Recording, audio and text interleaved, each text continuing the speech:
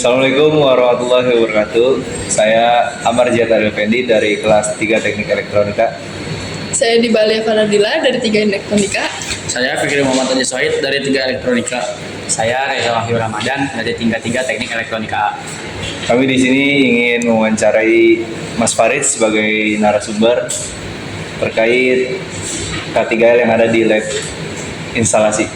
Baik Mas, mohon maaf sebelumnya di sini kami ingin mewawancarai terkait beberapa pertanyaan mengenai K3L yang ada di lab instalasi ini. Baik Mas, yang pertama tuh menurut Mas yang Mas pahamin apa sih tentang K3L itu? Jadi K3L ini kan singkatannya itu dari kesehatan dan keselamatan kerja di lingkungan. Jadi ini tuh kayak konsep yang mengacu pada upaya untuk menciptakan lingkungan kerja yang aman, sehat, dan bebas dari bahaya bagi seluruh mahasiswa ataupun dosen yang ada di ruang lab instalasi ini. Itu sih. Terkait K3L, apa sih bahaya yang umum terjadi di laboratorium instalasi dan gimana cara mengendalikannya? Jadi ada beberapa bahaya nih atau resiko yang akan terjadi atau yang memungkinkan terjadi di ruangan lab instalasi ini. Yang pertama tuh ada bahaya listrik, jadi kayak sengatan listrik. Terus cara pengendaliannya itu dengan cara memastikan semua peralatan listrik itu dengan kondisi baik sebelum digunakan. Terus hindari kontak langsung dengan bagian yang bertegangan. Yang kedua itu ada bahaya fisik. Jadi bahaya fisik itu kayak ada dari potongan-potongan benda tajam atau yang terjatuh. Cara pengendalian itu biasanya itu kita gunakan alatnya itu harus dengan hati-hati. Pastikan area kerjanya itu bersih, aman, dan tidak licin. Dan juga gunakan sepatu safety. Yang ketiga ada bahaya kebakaran. Jadi kebakaran ini biasa atau bisa terjadi karena kemungkinan adanya akibat korsleting listrik seperti penggunaan api yang tidak hati-hati mungkin. Nah, cara pengendaliannya biasanya dengan menyimpan bahan-bahan yang mudah terbakar dengan benar, terus sediakan alat pemadam kebakaran atau APAR yang mudah terjangkau. Terus juga harus diadakan pelatihan evakuasi bagi mahasiswa ataupun dosen yang ada di sini. Kalau kan dari yang Mas bicarakan itu kan banyak bahaya-bahaya Mas ya. Lalu apa saja sih yang wajib ada di lab instalasi ini? Di APD yang harus ada di lab instalasi itu yang pertama itu ada sarung tangan. Yaitu gunanya itu untuk melindungi tangan dari benda-benda tajam ataupun sengatan listrik. Terus juga ada kacamata safety untuk melindungi mata dari percikan arus listrik. Dan yang ketiga ada masker. Ini untuk melindungi pernapasan dari asap flux. Dan ada wear pack untuk melindungi tubuh.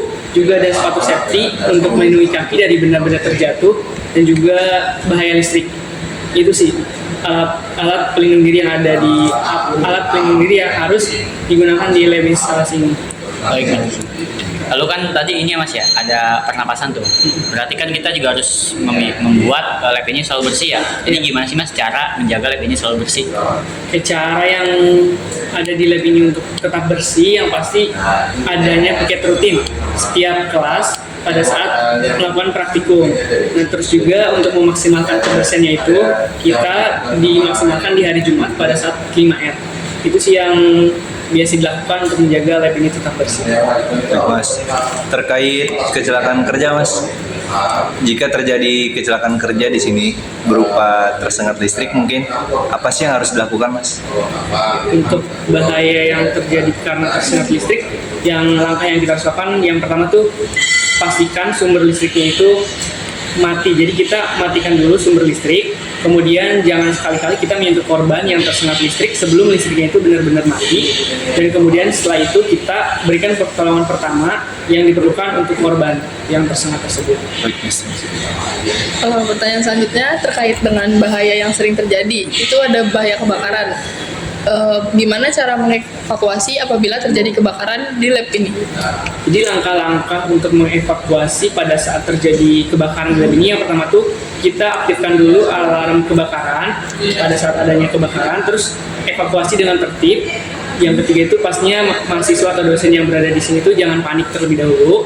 Kemudian tutup pintu dan kita berlari atau berkumpul di tempat titik kumpul. Contohnya itu seperti di area terbuka yaitu lapangan. Dan terakhir itu jangan kembali ke gedung ini sebelum kondisi di sini tuh benar-benar aman. Oke. Lalu kan tadi Mas menyinggung soal APD ya, APD yang wajib ada pada lab instalasi. Nah pada aktualnya APD apa saja sih yang tersedia di lab ini tuh? APD yang tersedia di sini tuh yang pertama ada sarung tangan, terus juga ada kacamata safety, dan ada masker, terus juga ada wear pack, dan ada sepatu safety. Itu sih APD yang ada di sini buat mahasiswa dan praktikum. Kan Mas udah singgung banyak tentang K3L ya Mas ya. Tapi peraturan yang ada di sini atau standar yang ada di sini tuh merujuk kemana Mas? Jadi peraturan atau standar yang di sini tuh merujuk ke peraturan ISO 45001 yang isinya itu tentang sistem manajemen kesehatan dan juga keselamatan kerja. Itu sih yang menjadi panduan K3 di lab instalasi. Baik Mas, untuk di lab instalasi ini sendiri, ada apa saja sih Mas kendala yang sering dihadapi dan bagaimana cara mengatasinya?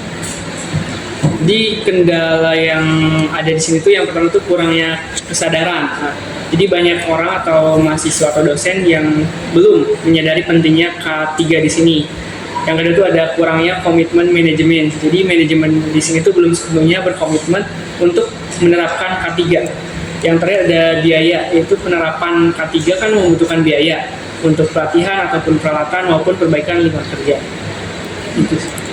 Menyinggung dari pertanyaan sebelumnya, seharusnya kesadaran dan partisipasi seluruh anggota harusnya itu sangat penting dong. Iya. Gimana cara meningkatin kesadaran dan partisipasi dalam penerapan K3L? Jadi untuk meningkatkan kesadaran di K3 ini khususnya yang pertama tuh ada pelatihan K3 secara berkala. Jadi kita melakukan pelatihan untuk memberikan pengetahuan dan keterampilan yang diperlukan bagi mahasiswa ataupun dosen. Terus kita lakukan sosialisasi nih bisa melalui berbagai media kayak poster, brosur ataupun pertemuan kayak gitu. Oke, baik Mas. Terima kasih Mas sebelumnya karena sudah berkenan untuk menjawab beberapa pertanyaan dari kami. Semoga lab instalasi ini kedepannya selalu berkembang dan selalu menjaga keselamatan mahasiswa dan dosen yang sedang praktik atau mengajar di sini Mas. Sekian dari kami Mas. Terima kasih. Wassalamualaikum warahmatullahi wabarakatuh. Waalaikumsalam.